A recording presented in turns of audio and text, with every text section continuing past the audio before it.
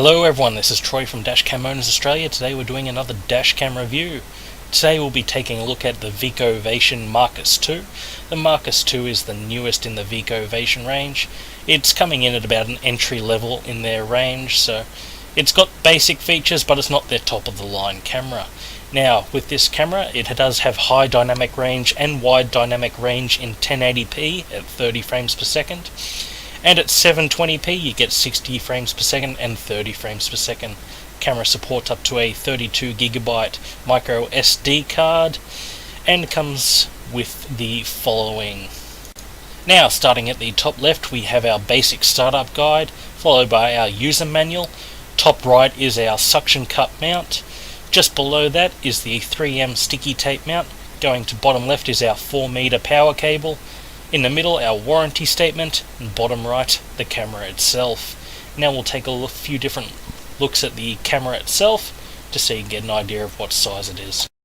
Now as you can see from front on, this camera is almost identical to the rest of the Marcus range. Basically the only different thing here is that coloured ring on this camera to identify it as the Marcus II.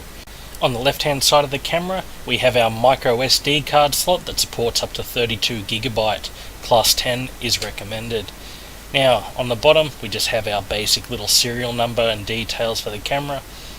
Now on the right hand side, starting at the top, we have our mini USB charging port, and of course for connecting to the computer. We have our mini HD out for connecting to a TV, and at the bottom we have our optional GPS connection. If you want to add things like your speed and your lane departure warning system, it's an optional extra on this camera. Here is what the camera looks like with the included 3M double-sided tape mount. This is the smallest of the two available mounts. Now I'll show you what it looks like with the included suction mount, which does look absolutely massive in that picture. It's probably just the angle more than anything, but it is quite large with that included mount. And just for a comparison shot, this is the Marcus II compared to the Marcus V dual front unit. So they have kept it quite smaller compared to the other Marcus units. Now moving on, we have the standard splash screen menu system for the Marcus units. I'm not going to go in depth with this today. It's almost identical to what I did on the Marcus V. If you want to see the full menu system, you can go back and have a look at that review. Just included here is the firmware version that I was using when I did this review. Now here's the camera just mounted in a truck.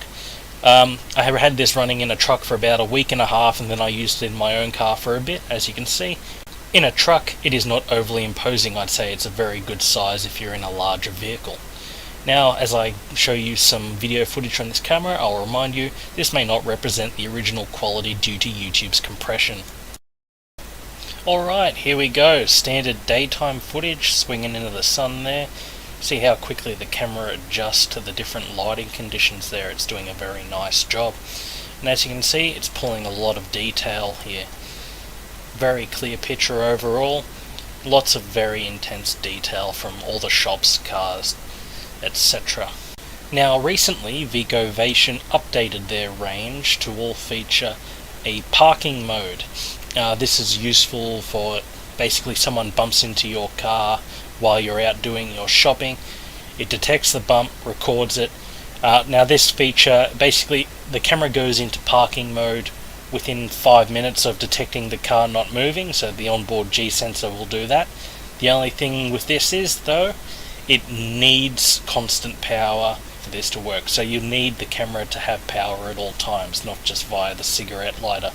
But a useful feature nonetheless for people who are after it. Now in a moment I will change over to some nighttime footage so you get an idea of what this camera is like during the darker hours. And I must say it does quite a nice job. I'll also stop talking for a few moments just to give you an idea of what the onboard microphone is like on this camera. Starting now.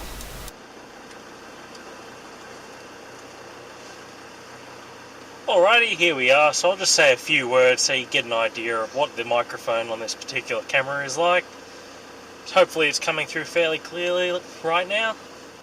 And there you have it, nice and clear in those conditions. However, I must mention that if you are like me and like your music loud in the car, the camera doesn't quite cope so well with loud music blaring on in the background. it did tend to sort of distort the audio a bit with the stereo turned up, so just a point to mention there.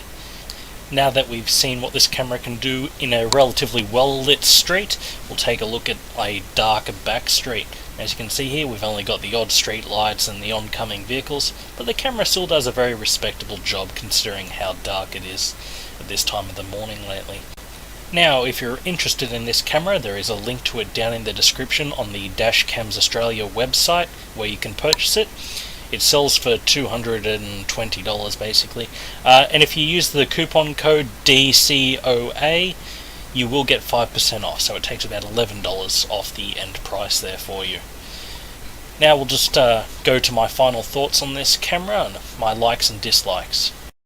Starting with my likes for this particular camera, the addition of parking mode is a very nice feature. It's good to see that this is starting to become more commonplace with cameras.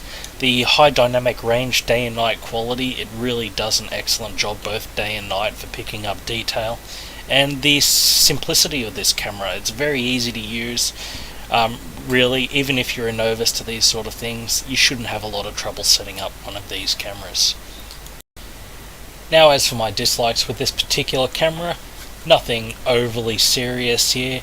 My still probably biggest complaint, if that's a complaint, is the size of these cameras. They're not exactly discreet.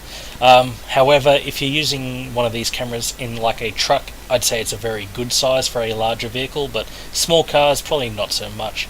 Also, the lack of support for higher capacity SD cards is a bit of a disappointment. I hope you enjoyed this review and thank you for watching. Have a good day.